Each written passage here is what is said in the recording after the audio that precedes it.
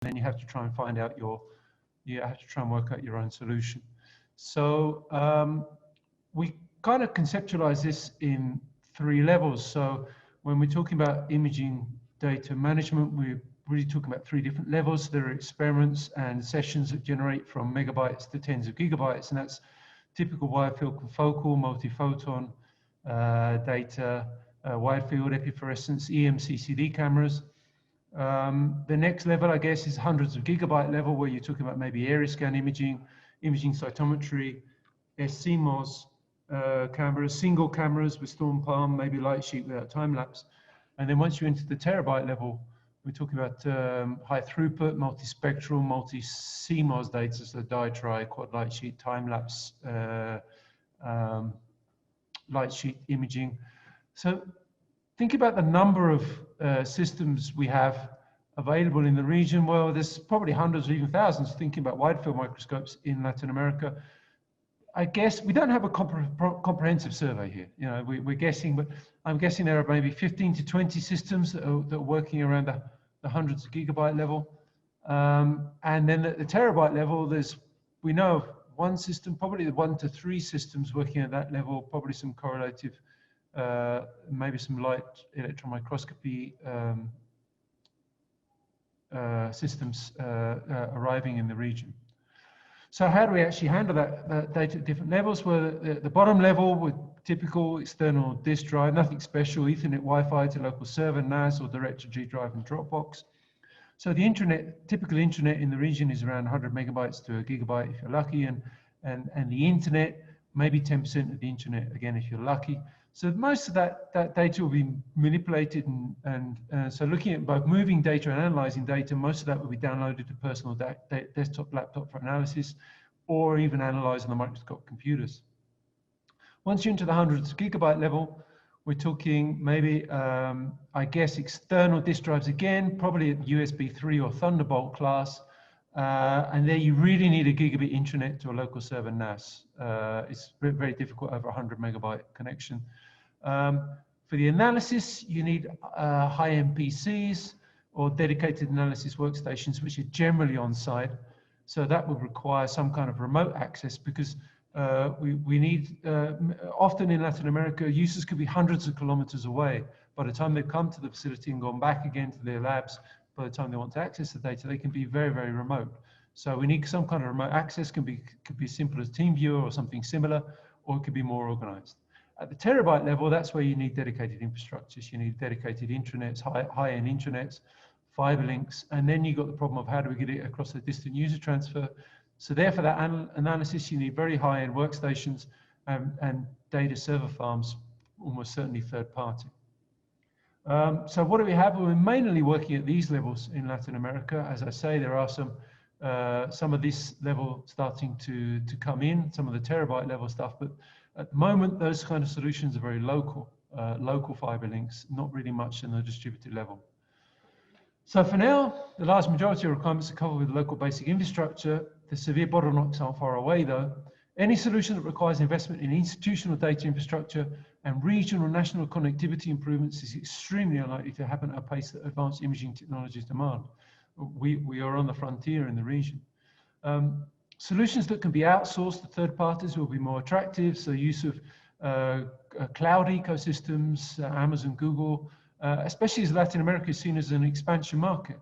So it's, there's still a lot of competition between these providers, which we can actually leverage to gain market share in the region. Adoption of large dataset protocols for both local and remote distributed access and processing will become, or are being and will become absolutely critical. So things like HF5, Spark, Jupyter, and these things I've been looking at and have been already are starting to become common. Of course, Homero and all of the other APIA and these sort of things that are around it, because client-side computing resources are considerably limited here. So we really need to have some kind of centralized sort of a server-client relationship for these kind of image processing tasks. And adoption by the microscopy service labs and end users in the region, a lot of these, we don't have a lot of institutional resources to leverage. This is absolutely critical. We need help. We need training. We need to see what's going on. We need to look at best practice outside and get training and instruction on that. And that's actually very important. So I don't want to give too negative an impression. There are things going on in the region, and this was actually a lead we got from the last exchange of experience meeting, where there were speakers from our IVs and instructors, and we got preliminary contacts there. And there are groups in the region, such as the structural biologists. They are working.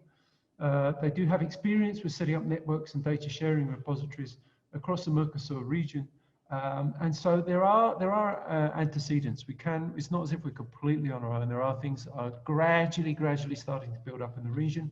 And so that's what we can learn from as well, because I mean, seeing all these wonderful things like gigabit exonets and infinibits and these sort of things, I don't even know what they are. So I mean, it's inspirational to participate in this meeting and see what's happening, but there's a lot to be learned.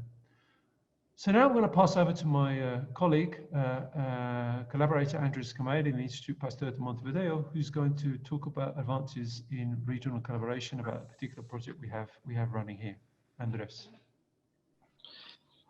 Hello, everybody. I will switch off my camera just to make sure that the connection works properly.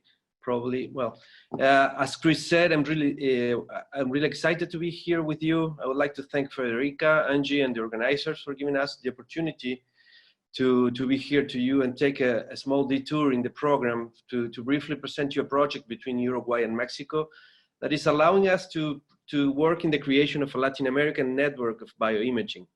So we thought it would be important to mention that this is the starting point. The starting point for this project actually is a project funded by the governments of Uruguay and Mexico.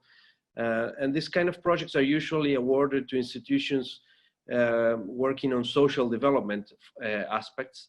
And we were lucky enough to convince them that our project has an impact, a social impact in both countries. So we were awarded $100,000 to carry on different activities aiming at improving the national capacity of both countries in advanced microscopy. So this is quite an unusual amount of money for our countries, so we're very happy and enthusiastic about it. And the participant institutions of this project are, as stated in the slide, the National Autonomous University of Mexico, which is the biggest public university in Mexico and one of the biggest in Latin America, the University of the Republic in Uruguay, and the Institute Pasteur of Montevideo, which is part of the international network of Institute Pasteur. And the people behind it we're gonna, as well, you know, Chris Wood, he's the director of the laboratory, National Laboratory for Advanced Microscopy, and Leonel Malacrida, who's the head now of the Advanced Microscopy and Biophotonics Unit in the Clinic Hospital of Udelar. Leonel, you will meet it shortly. He will talk to you about his experience setting up these new advanced microscopy units in Uruguay.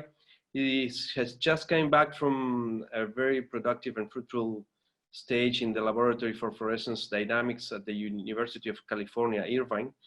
And he's leading the transformation of the Uruguayan bioimaging community and has recently applied to the Chan Zuckerberg Initiative of Imaging Scientists to promote these ideas and integrate our community to the region. So all this works together as a general project.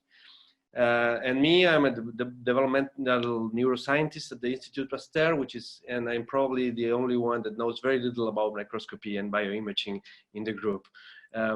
So just to give you a brief summary of the activities we're carrying on in this project, we thought it would be important to share with you a few slides saying that the project works in 4 different aspects: training in advanced microscopy and research collaboration between the institutions participating.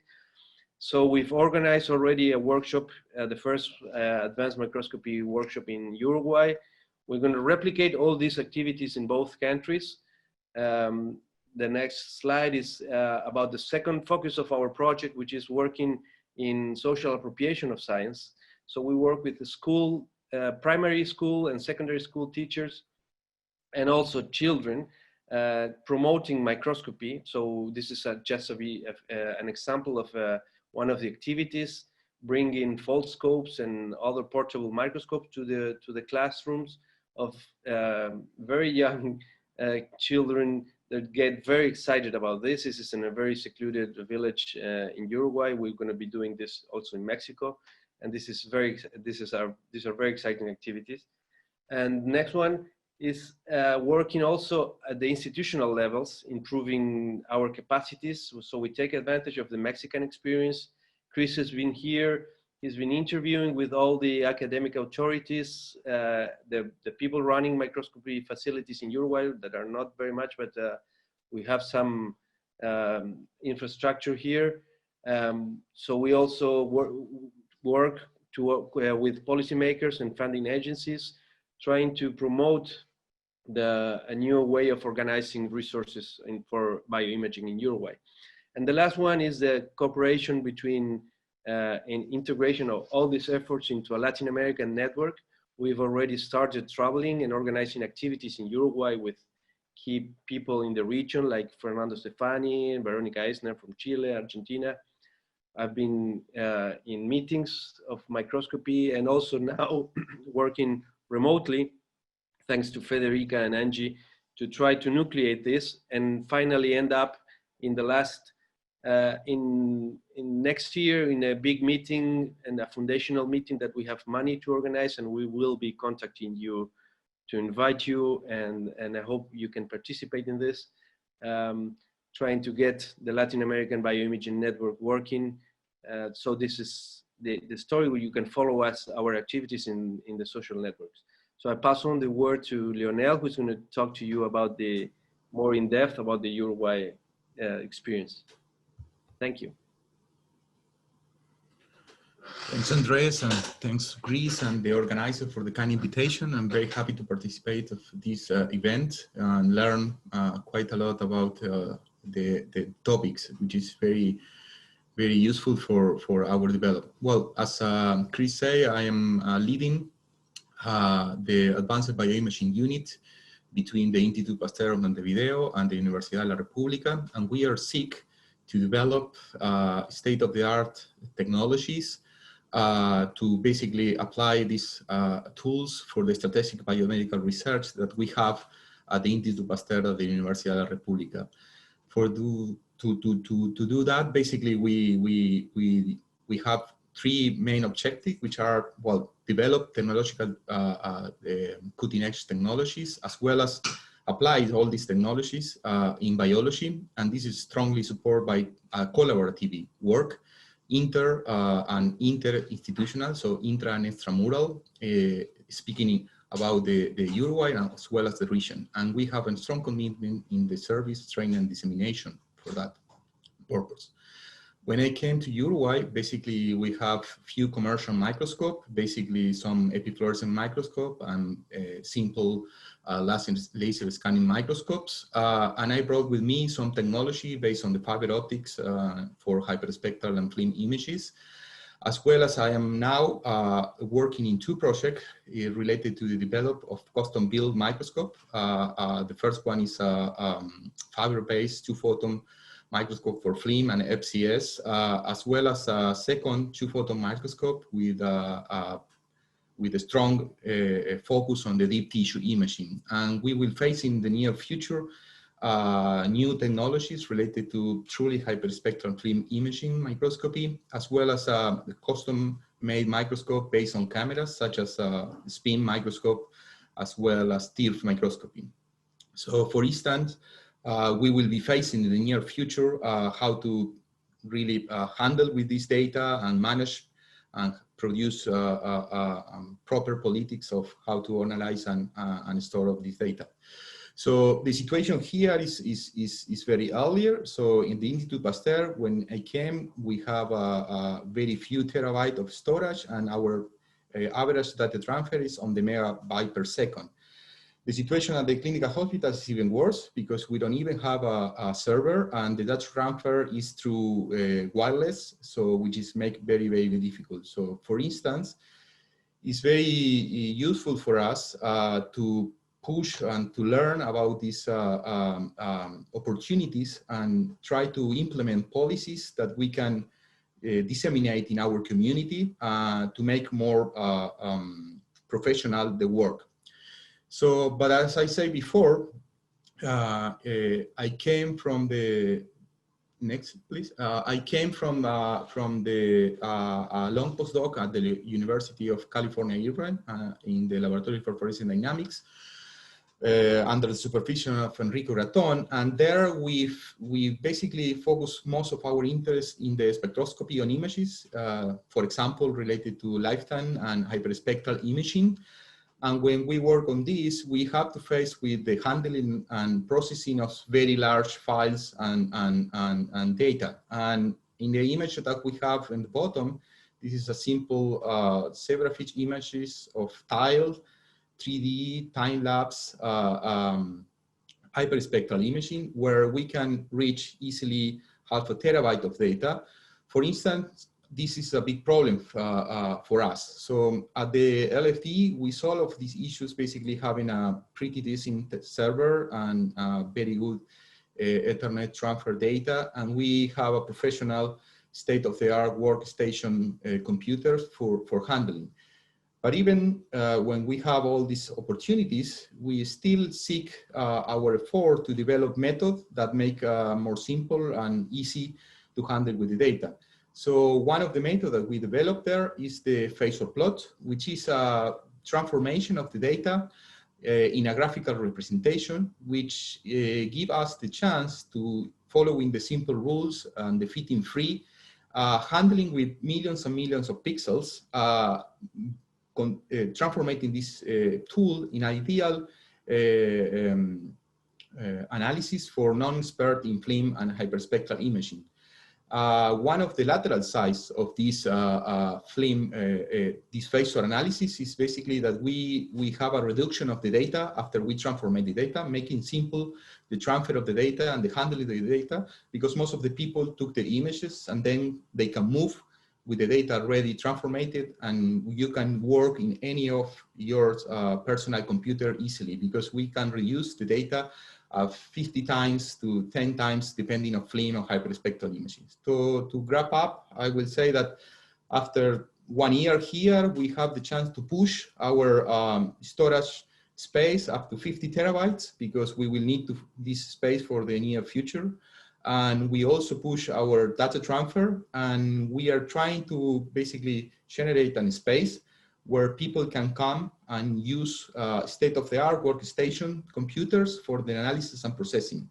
So I'm very happy basically to participate in this symposium, and I am happy to have the chance to come back to South America to bring state-of-the-art technologies that will help to basically push our opportunities here in South America. And I would like to learn from this symposium how to professionalize the acquisition, the storage, handling, and analysis of the data, which is really important to push our level to the next step. This is not possible without a strong commitment of training and dissemination. And I think the challenge that we have together as a South American network will be very useful in narrow the gap that we have between the North Hemispheres and the South American opportunities. So thank you very much. Thank you very much, Chris, Leonel, and Andre. I didn't mention the name of Andre, but I'm sorry. If you have any questions for Latin American Bioimaging Network, may I ask maybe Chris, are there any countries which might join Latin American Network in the future? Yes, for sure. So we're already working with Argentina, Chile, Brazil, Colombia. We already have had meetings. We're already planning more meetings. That's all we can do at the minute is meetings, I'm afraid. But we're champing at the bit to get things, you know, for when this period finishes, to get more activities organised. We have contacts, very good contacts in Peru. I've had contact and have given seminars to the community in Costa Rica. We've also had contact with small contact with a nascent community in Ecuador. So yes, there's a real flourishing of microscope activity, high level as well. So it's slowly, as we see, researchers like Leonel are coming back from strong development in the US, in Europe, and in other regions, and they're starting to come back to Latin America and to bring these high-end technologies and to create kind of the push from below that we need to actually start addressing things like infrastructure problems and how do we actually get to use and process these data and disseminate and get it into repositories. This is why we're here. This is why we're participating in these meetings to get all these kind of ideas about where to go. So, thank you very much, and good luck on Latin American network. thank you.